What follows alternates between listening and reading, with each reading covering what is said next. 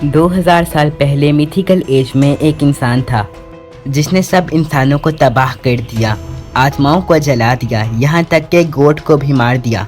उसे demon king नाम से जाना जाता था। सब लोग उससे डरते थे। उसने इंसानों पे अत्याचार की सब हदें पार कर दी और उसका नाम था डीमन किंग एकेडमी। इसलिए बनाई गई ताकि डीमंस के वंशज को ट्रेन किया जा सके, ताकि वो फ्यूचर में डीमन किंग बन सके। डीमन किंग 2000 साल पहले मर चुका था। ऐसा कहा जाता है कि वो इस साल वापस जन्म लेगा। इस साल जो क्लास आने वाली है उसमें डीमंस के वंशज भी इंक्लूड हैं और शायद इन्हीं में डीमन किंग भी जन्म लेगा। अगर ऐसा हुआ तो डीमन रेस के लिए ये काफ़ी खुशी की बात है। ये बात हम कुछ गिने चुने स्टूडेंट्स को डीमन किंग एकेडमी के इनविटेशन लेटर में पढ़ते हुए देखते हैं, जो उन्हें एक आउल ने दिया था। जिसके बाद सीन चेंज होता है और हमें डीमन किंग एकेडमी दिखाई जाती है, जहाँ पर मीशा नाम की लड़की एंट्रेंस एग्जाम देने जा रही थी। लेकिन तभी कुछ स्टूडेंट से टकराने की वजह से उसका हॉल टिकट नीचे गिर जाता है, जिसे एनोस नाम का लड़का उसे उठाकर देता है, जिस पर मीशा उसे थैंक्स कहती है। तभी एक लड़का, जिसे हम सीरीज में माइक कहकर पुकारेंगे, वो उन दोनों का मजाक उड़ाने लगता है। अरे रे, देखो तो बच्चों को एग्जाम दिलाने के लिए उनके पेरेंट्स भी उनके साथ में आए हैं। लेकिन मीशा और एनोस उस लड़के की बातों पर ज्यादा ध्यान नहीं देते और आगे निकल जाते हैं, जिसकी वजह से माइक एनोस को आवाज लगाता है, हे, मैंने तुमसे कुछ कहा, तुमने सुना नहीं?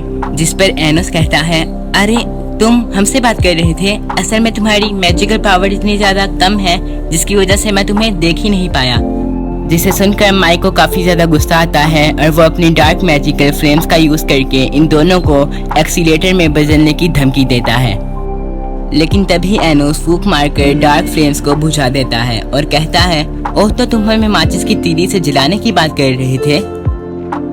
जिसे सुनकर माइक एनोस के बारे में बुरा भला बोलने लगता है, जिसके जवाब में एनोस हिप्नोटाइजिंग मैजिक का यूज करके माइक को घुटनों पर बिठा देता है। और ये चीज देखकर मीशा शॉक में रह जाती है, क्योंकि माइक एक रॉयल फैमिली से बिलोंग करता है और उसे एनोस ने इतनी आसानी से हरा दिया। इसके बाद एंट्रेंस टेस्ट के लिए दो लोगों के बीच लड़ाई कराई जाती है, जिसमें से जो भी जीतेगा उसे ही डीमन किंग एकेडमी में एडमिशन मिलेगा। और किस्मत से यहाँ पर फाइट करने के लिए एनोस के साथ माइक को चुना जाता है, जो कि एक मैजिकल आर्मर और एक मैजिकल स्वॉर्ड के साथ वहाँ पर आता है। वहीं दूसरी तरफ एनोस उसके सामने शांत लेकिन पावरफुल तरीके से खड़ा था। अब यहाँ पर माइक अपनी फैमिली की बढ़ाई करने लगता है कि हम कितने पावरफुल हैं और अब तुम नहीं बचोगे।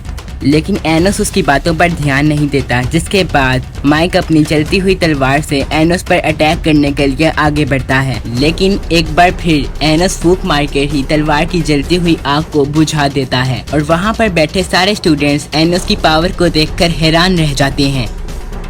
आगे एनोस माइक से कहता है, चलो मैं तुम्हें जीतने का एक मौका देता हूँ। मैं यहाँ से हिलूंगा नहीं, मैजिक का यूज भी नहीं करूँगा, यहाँ तक कि अपनी सांस और शब्दों में भी कोई ताकत नहीं भरूंगा, लेकिन फिर भी मैं तुम्हें हरा दूंगा। जिस पर माइक कहता है, हाँ, तुम मेरे आर्मर पर मैजिक का इस्तेमाल कर ही नहीं सकते, इसलिए बहाना बना। वो आगे कुछ कह पाता इससे पहले ही एक अनजान फोर्स उसे बहुत जोर से हिट करती है, जिसकी वजह से माइक की पूरी बॉडी में से खून बहने लगता है और वो पूरी तरह से लहूलुहान हो जाता है। ये तुम क्या किया? जिसके जवाब में एनोस बोलता है, तुम्हें मेरी हार्ट बीट फील हो रही है?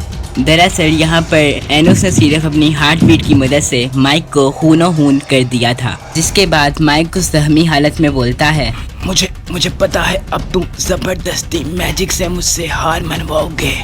तो एनोस बोलता है, अच्छा तो चलो अब तुम अपनी मर्जी से हार मानोगे। जिस पर माइक बोलता है कि मैं मर भी जाऊं तब भी हार नहीं मानूंगा। तभी एनोस चुटकी बजाकर उसे सच में मार देता है और 3 सेकंड के अंदर बोलता है, इग्नर, जिससे माइक वापस जिंदा हो जाता है। दरअसल जो एनोस ने किया वो एक टाइप का मैजिक है, जिसे किसी के भी मरने के 3 सेकंड के अंदर यूज किया जाता है, जिससे वो इंसान वापस जिंदा हो जाता है। और ये मरने के 3 सेकंड के अंदर इसलिए यूज किया जाता है क्योंकि मरने के 3 सेकंड तक आत्मा वहीं रहती है। तो वापस जिंदा करने के बाद एनोस माइक से पूछता है, तो क्या तुम हार मानते हो या फिर तुम्हें वापस से मारूं? सोच लो, लाइफ एक ही बार मिलती है।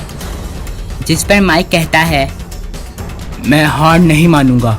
तो एनोस उसे 7-8 बार मारकर जिंदा करता है। साथ ही एनोस कहता है जो भी इस जादू से मरकर जिंदा होता है उसका नजरिया चेंज हो जाता है। तुम्हारा क्या ख्याल है मिस्टर माइक? सरप्राइजिंगली माइक हार मान लेता है।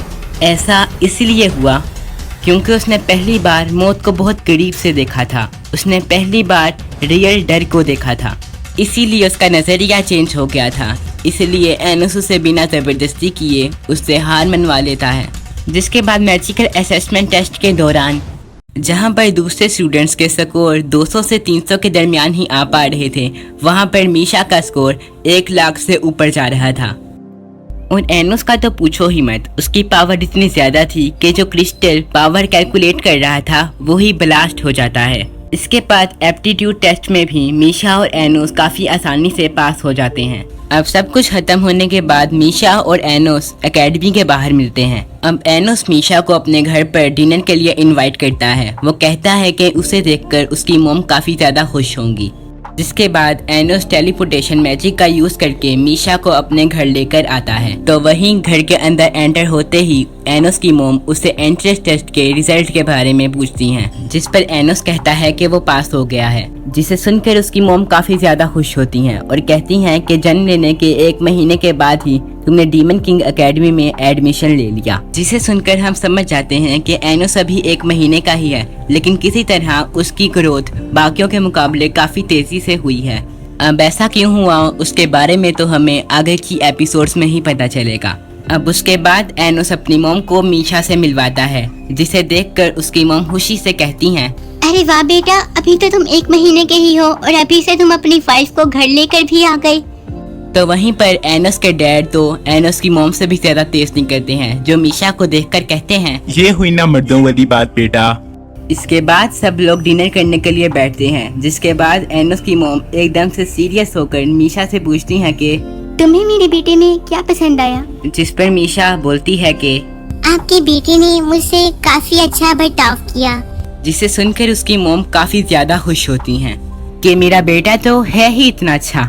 उसके बाद वो उन दोनों से पूछती हैं कि तुम दोनों में से किसने सबसे पहले बात शुरू की। जिस पर एनोस कहता है कि वो मैं था जिसने सबसे पहले एकेडमी के बाहर मीशा को अप्रोच किया था।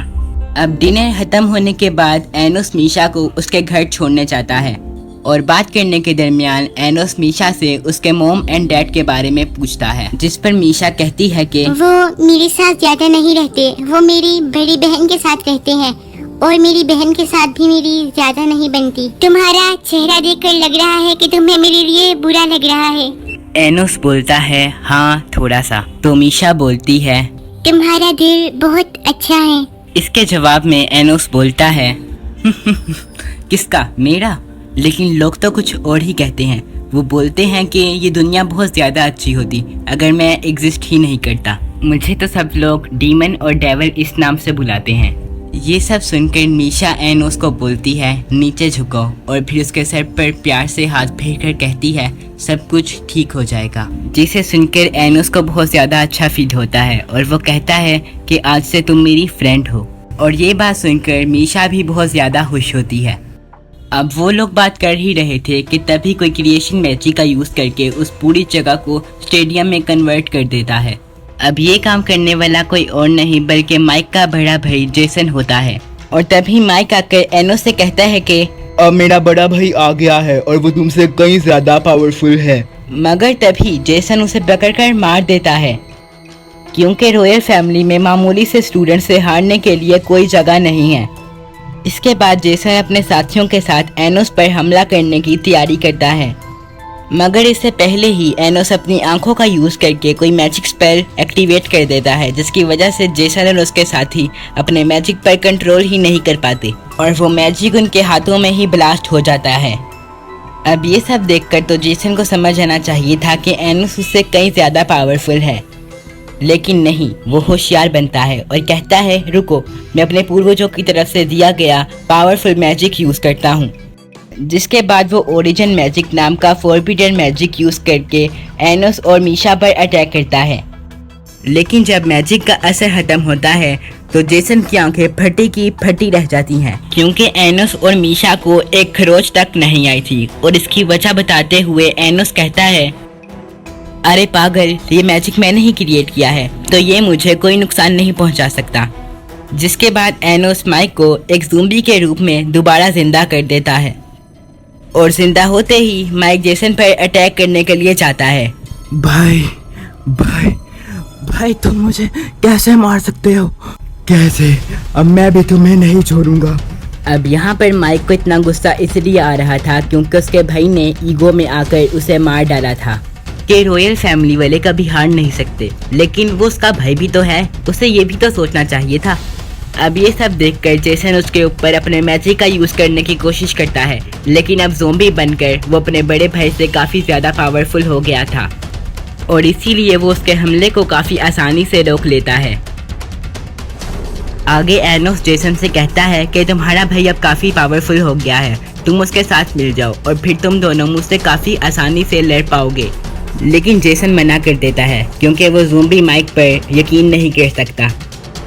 जिस पर एनोस कहता है कि यही तो टाइम होता है जब हमें अपनों के लिए खड़े होना चाहिए। जब वो सफ़र कर रहे हों, हर्ट हो रहे हों, तुम उसके भाई हो, अगर तुम उसका नाम प्यार से लोगे तो वो ज़रूर तुम्हारी बात सुनेगा। लेकिन जेसन उसकी बात बिल्कुल भी नहीं सुनता क्योंकि उसको 1% भी यकीन नहीं हो रहा था। और जब माइक उस पर हमला करने ही वाला था तभी वो अपने छोटे भाई का नाम ले लेता है, लेकिन इससे कुछ नहीं होता। वहाँ पर एक बहुत बड़ा ब्लास्ट होता है और इस ब्लास्ट की वजह से वो दोनों भाई अब पत्थर में बदल चुके थे। और ये देखकर एनोस कहता है कि इंसानी रिश्ते अब काफ़ी दिखावटी हो गए हैं, वो अपने भाई को प्यार से बुला ही नहीं पाया। जिसके बाद एनोस दोबारा से अपने मैजिक से उन दोनों भाइयों को जिंदा करता है और फिर जाते जाते उन दोनों को बताता है कि वो और कोई नहीं बल्कि उनका पूर्वज 2000 साल पहले वाला डीमन किंग है, जिसने इस टाइम में पुनर्जन्म लिया है। और फिर इसी के साथ ये एपिसोड यहीं पर खत्म होता है।